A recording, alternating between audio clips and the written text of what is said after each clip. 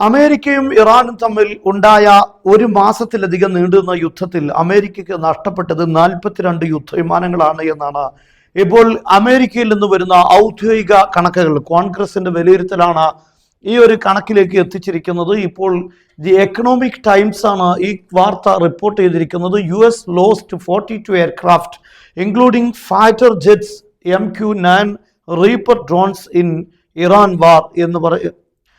Iran war എന്നാണ് ഈ റിപ്പോർട്ടിൽ നമുക്ക് കാണാൻ സാധിക്കുന്നത്. ഇതിൽ at least 42 US aircraft including fighter jet and drones were lost or damaged during Operation Epic Fury launched on February 28 targeting Iran, according to an official report. ഇതൊരു official റിപ്പോർട്ടാണ് ഇപ്പോൾ വന്നിരിക്കുന്നത്. ഇതിൽ ഏതെല്ലാം യുദ്ധവിമാനങ്ങളാണ് തകർക്കപ്പെട്ടിരിക്കുന്നത് എന്ന് ഇതിൽ നമുക്ക് കാണാൻ സാധിക്കും. The aircraft loss and damage including 4 F-15E strike eagle എന്നറിയപ്പെടുന്ന വളരെ പ്രധാനപ്പെട്ട ഫൈറ്റർ ജെറ്റ് 4 നഷ്ടപ്പെട്ടിട്ടുണ്ട് അല്ലെങ്കിൽ ഡാമേജ് ആയിട്ടുണ്ട്.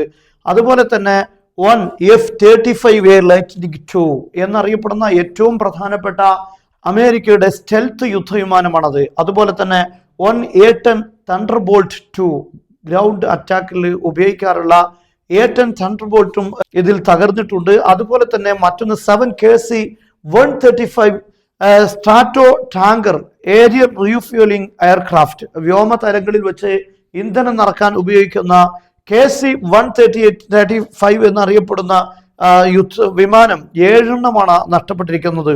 1 E-3 സെൻട്രി അവാക്സ്. അതുപോലെ തന്നെ മറ്റൊരു വിമാനം അവാക്സ് എന്നറിയപ്പെടുന്ന മുകളിൽ നിന്ന് അന്തരീക്ഷത്തിൽ വെച്ച് യുദ്ധം നിയന്ത്രിക്കാൻ പറ്റിയ കമാൻഡ് സംവിധാനങ്ങളുള്ള ഈ വിമാനമാണ് 2 MC-130J എന്നറിയപ്പെടുന്ന യുദ്ധവിമാനം ഇതിൽ ഉൾപ്പെടുന്നു. ഇങ്ങനെ ധാരാളം. അതുപോലെ തന്നെ 24 MQ-9 റീപ്പർ ഈ ഡ്രോൺ 24 നഷ്ടപ്പെട്ടിരിക്കുന്നത്. അതുപോലെ തന്നെ 1 MQ-4C ട്രൈറ്റൻ ഡ്രോൺ എന്നറിയപ്പെടുന്ന മറ്റൊരു പ്രധാനപ്പെട്ട ഡ്രോൺ. ഇങ്ങനെ നിരവധി നഷ്ടങ്ങളാണ് അമേരിക്കക്ക് ഈ യുദ്ധത്തിൽ ഉണ്ടായിരിക്കുന്നത്.